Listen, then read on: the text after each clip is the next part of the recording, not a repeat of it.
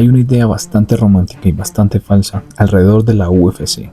Que todo empieza en un gimnasio bonito, con un entrenador paciente, un padre orgulloso mirando desde la grada y una beca deportiva esperando al final del túnel. Como comercial de Ponimalta versión gringa. Hoy no vamos a hablar de cinturones, récords ni knockouts espectaculares. Hoy vamos a hablar de hambre, de violencia, de abandono, de sobrevivir. De ese tipo de infancia que no te deja traumas, te deja un tutorial avanzado de supervivencia en modo legendario. Es el top 7 de vidas e infancia más difíciles de algunos de los mejores peleadores de la UFC. Dustin Glenn Poirier nació el 19 de enero de 1989 en Lafayette, Luisiana, una zona donde crecer fuerte no es una virtud, es una necesidad. Allá no te preguntan si quieres carácter, te lo instalan sin preguntarte como actualización obligatoria de Windows. Su infancia estuvo marcada por hogares rotos, peleas constantes y un entorno violento. No hablamos de problemas normales, hablamos de un niño creciendo en medio de discusiones físicas, gritos y una sensación permanente de caos. No era ambiente tenso, era ambiente de esto ya sería capítulo de séptimo día. Dustin era inquieto, impulsivo y en el colegio no duró mucho, lo expulsaron varias veces. El típico pelado que estadísticamente acaba siempre mal. Durante su adolescencia, Poirier empezó a meterse en las peleas callejeras, no por fama, no por ego, por rabia, por no saber canalizar todo lo que llevaba dentro. Hasta que un día apareció el boxeo y luego las MMA. Entrenar no fue un hobby, fue una forma de no autodestruirse. Mientras otros entrenaban para competir, Dustin entrenaba para no volver a casa siendo el mismo chico roto. Antes de llegar a la UFC ya había pasado por lesiones, derrotas y falta de dinero, nada nuevo para él. Cuando entró al octágono por primera vez, no entra un prospecto, entra alguien que ya había sobrevivido a cosas peores. Para él, que lo golpeen 5 rounds no era un trauma, era un día martes cualquiera. Francis Xavier Ngannou nació el 5 de septiembre de 1986 en Batie, Camerún. Su infancia es, sin exagerar, una historia de supervivencia primaria. Padres separados, pobreza extrema y trabajo infantil desde los 10 años en minas de arena, jornadas eternas excavando con las manos, respirando polvo, cobrando prácticamente nada. Mientras otros niños soñaban con juguetes, él soñaba con terminar el día con los dedos completos. Ngannou no soñaba con ser luchador, soñaba con no morirse joven. Su adolescencia fue igual de dura, sin estudios formales, sin oportunidades reales, hasta que decide emigrar a Francia ilegalmente. El viaje fue una pesadilla, cruzar el desierto, ser encarcelado, dormir en la calle, pasar hambre durante semanas. Cruzó el Sahara sin aire acondicionado, sin GPS, sin patrocinador, sin nada. Y uno acá se queja porque el bus va lleno.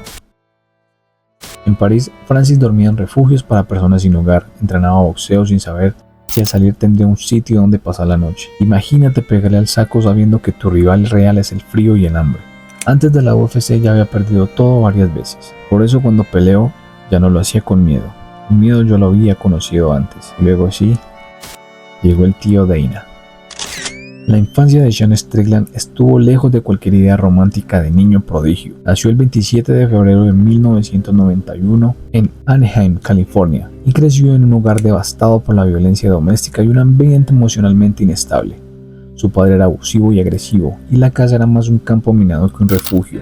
No había exactamente conversaciones profundas en la mesa, había tensión constante, miedo y una sensación de que todo podía explotar en cualquier momento. Ese tipo de entorno donde uno aprende primero a endurecerse y después, si acaso, a entender lo que se siente. En la adolescencia, esa mezcla de rabia acumulada y falta de guía lo llevó a coquetear con ideologías extremistas y a meterse en problemas de conducta. Era el típico perfil de un muchacho que va acumulando frustración, y esto, en algún momento, eso se desborda. Su mundo no tenía mucha estructura ni referentes sanos, y cuando la figura paterna representa amenaza en lugar de apoyo, el carácter se construye más desde la defensa que desde la confianza. Punto de quiebra llegó cuando empezó a entrenar MMA a los 14 años. Después de ser expulsado del colegio por comportamiento violento, lo que parecía otro episodio más de descontrol terminó siendo el giro inesperado del guión. El gimnasio le dio reglas claras, límites y algo que nunca había tenido del todo: dirección. Allí la agresividad no era un problema social, era una herramienta técnica. Golpear ya no era un desahogo sin sentido, era estrategia. Poco a poco empezó a transformar esa energía cruda en disciplina, como quien pasa de pelear en comentarios de Facebook a estudiar en el manual completo del juego. Antes de la UFC, Strickland ya había librado su propia pelea interna. Redefinir quién quería ser lejos del caos que lo formó. No fue una conversación mágica ni una historia perfecta, fue un proceso áspero, lleno de contradicciones, pero en medio de todo encontró un espacio donde la violencia dejó de ser herencia y se convirtió en una profesión regulada, y a veces para alguien criado entre gritos y golpes, esto ya es una forma extraña de orden. Rose Namajunas nació el 29 de julio de 1992 en Milwaukee, Wisconsin, hija de inmigrantes lituanos que habían escapado de la influencia soviética en Europa del Este. Básicamente, su familia ya venía con lore pesado incluido. Su hogar estaba atravesando por tensiones profundas. Su padre, afectado por la esquizofrenia de la guerra, luchaba con una enfermedad mental que terminó por fracturar el núcleo familiar. Cuando Rose tenía apenas 16 años, él se quitó la vida. Y sí, es de esas historias que no necesitan música dramática porque ya vienen con la banda sonora triste de fábrica. Pero mucho antes de esa tragedia, la inestabilidad ya era parte de su día a día. Crecer así no era drama adolescente. Era literalmente aprender a vivir en arenas movedizas. Creció en un entorno en donde el miedo, la confusión y la sensación de no tener control eran constantes. Desde pequeña entendió que el mundo podía ser impredecible y duro. Rose ha contado que fue víctima de abuso sexual cuando era niña. Durante mucho tiempo no habló públicamente del tema, pero con los años explicó que ese trauma le generó ansiedad, ataques de pánico y episodios de estrés postraumático. Incluso ya siendo peleadora profesional, en algunos combates experimentó bloqueos mentales relacionados con ese pasado. Ella misma ha descrito momentos en los que el miedo no venía de su rival, sino de recuerdos no resueltos. El gimnasio se convirtió en su segundo hogar, probablemente el lugar más estable de su vida, y poco a poco la idea de dedicarse profesionalmente a las artes marciales dejó de parecer un sueño improbable. Antes siquiera de pensar en la UFC, Rose ya estaba librando con combates mucho más profundos, contra el trauma, contra la ansiedad y contra la narrativa que su origen definiría su destino. Porque si algo demuestra su historia es que el contexto explica pero no condena. Su entrada al mundo profesional no fue el inicio de su historia de superación, fue simplemente el siguiente capítulo de una guerra interna que había comenzado muchos años atrás. Cuando por fin llegó la oportunidad grande, ella ya venía curtida. La UFC no era el boss final, era solo otro round más en una pelea que empezó mucho tiempo antes. La infancia de Kamaru Usman comenzó lejos de las luces de Las Vegas y mucho más cerca del polvo caliente de Auchi, en Nigeria, donde nació el 11 de mayo de 1987.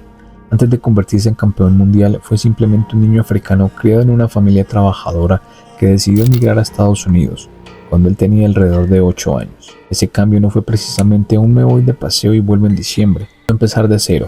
Pasó de África a Texas, de una cultura a otra, de un entorno conocido a uno donde el idioma, la escuela y hasta la comida eran distintas.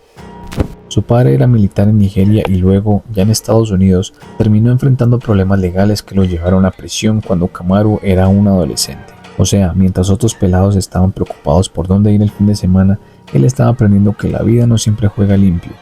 Ese contexto lo curtió temprano, la disciplina heredada del papá militar, carácter forjado en la migración y una mentalidad de que no me voy a dejar de nadie.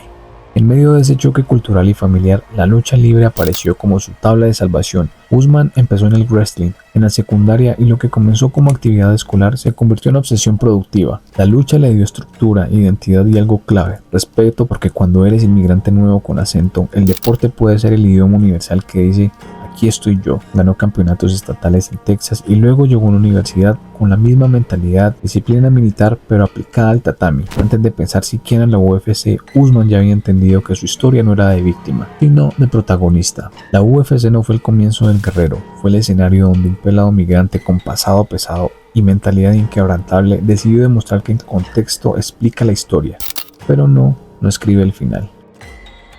Charles Oliveira nació el 17 de octubre de 1989 en una de las favelas más pobres de Guarujá, Brasil. Y cuando decimos pobre, no es pobre estilo influencer, diciendo que empezó desde abajo con wifi lento. Pobreza de verdad, de la que no viene con filtro bonito. Desde bebé le diagnosticaron un soplo cardíaco y una enfermedad reumática que le impedía caminar correctamente. Los médicos prácticamente le dijeron a su familia que el deporte no era una opción, que mejor se fueran olvidando de cualquier sueño atlético. Crecer en una favela ya es complicado, pero crecer enfermo, sin plata y con pronóstico limitado es como empezar con el control del Play dañado. Durante años usó muletas y pasó más tiempo en hospitales que en parques, y aún así la vida no le dio pausa dramática ni música inspiradora de fondo, le dio realidad cruda. Pero si algo tiene Brasil y cualquier otro barrio popular de Latinoamérica, es que el contexto aprieta pero también forja. Si no juegas fútbol, buscas otra salida, y esa salida para él fue el jiu-jitsu brasileño, el mismo que ha sacado campeones de donde la estadística solo ve cifras rojas.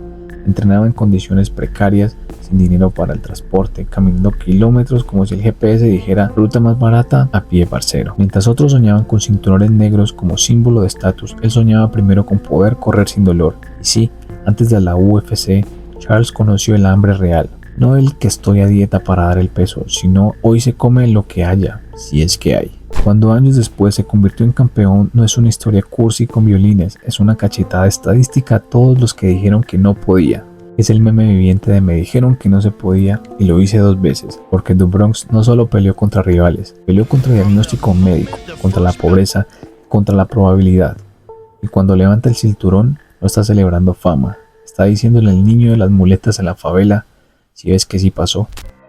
La infancia de Leon Edwards no empezó con guantes dorados ni luces de campeonato. Empezó en Kingston, Jamaica, en 1991, en un entorno donde la palabra tranquilo era más un deseo que una realidad. Creció en un barrio complicado, rodeado de violencia y carencias, en una familia donde su padre tenía vínculos con actividades criminales. No era exactamente el tipo de infancia que uno describe como idílica. Cuando Leon tenía apenas 9 años, su familia emigró a Birmingham, Inglaterra, buscando una vida mucho mejor. Sí, suena a nuevo país, nuevas oportunidades, pero la realidad fue más cruda. Choque cultural, discriminación, problemas económicos y un entorno urbano pesado.